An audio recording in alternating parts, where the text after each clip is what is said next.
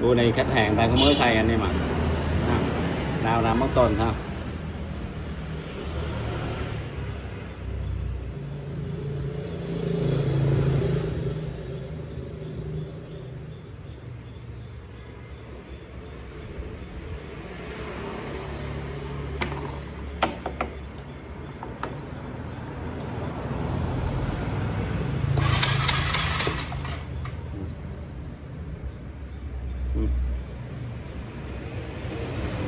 Quá nhiều,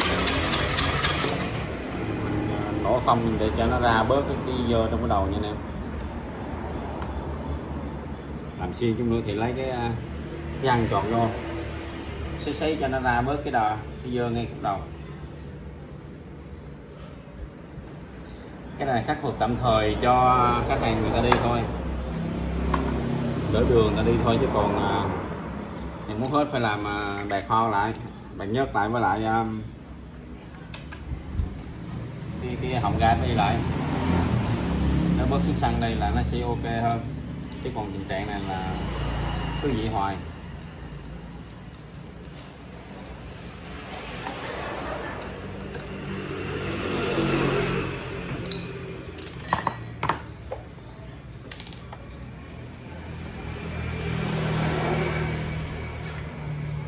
Mình thử với lửa nó có phát ra cái bị lông dây hay đứt dây đóng ten gì không,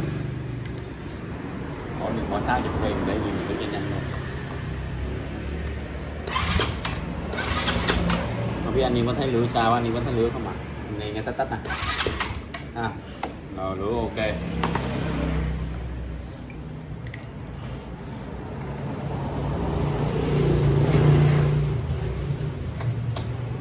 Đây thử nè.